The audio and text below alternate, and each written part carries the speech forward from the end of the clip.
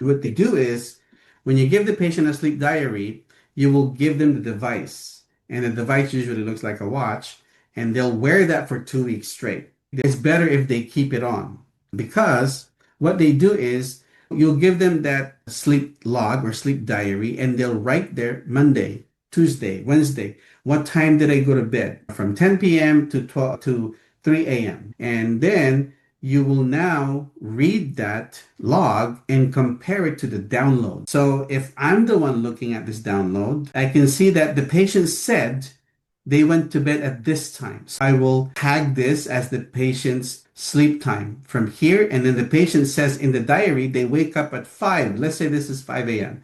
So I'll tag it.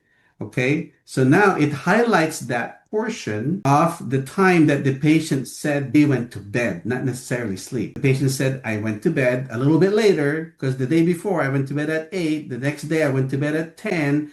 The next day I went to bed at midnight. The day after that I went to bed at 2 a.m. The day after that I went to bed at 3 a.m. So when you do that, you highlight the time that based on the sleep log, and then you compare it to the actual Actigraph download. When you see this, immediately you can say that, wait a minute, the first night that the patient went to bed to sleep at 8 p.m. or so, the patient was really not asleep, was it? If this is during the day or during when the patient is moving about, etc., and then they went to bed, all of a sudden there's a little bit of activity here. And you can assume that maybe this patient went to the bathroom, okay, and then went back to sleep. Then they actually fell asleep.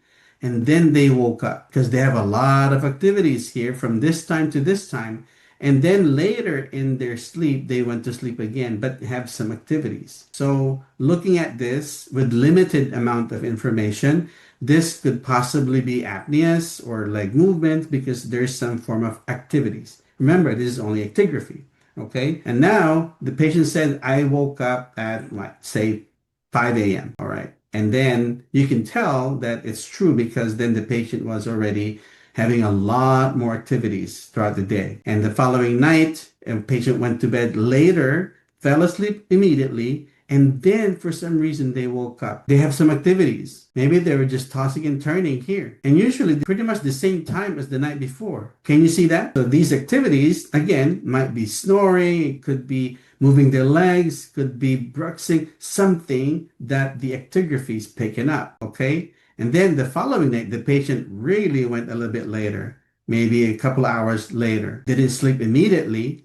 and then went to sleep almost the entire night except with some activity. So you might say this patient might have some form of either apnea, snoring, leg movement, bruxism, or whatnot. Every time the patient goes to sleep, it's not a quiet sleep. It's not completely quiet. There's always some form of a little activity. Then when the patient wakes up, it's later that night, that day. So now that you see the pattern, will you agree with me that this patient does not have a good sleep hygiene? Or do you think this patient has good sleep hygiene? What do you think? If you have a good sleep hygiene, you should be sleeping habitually at the same time.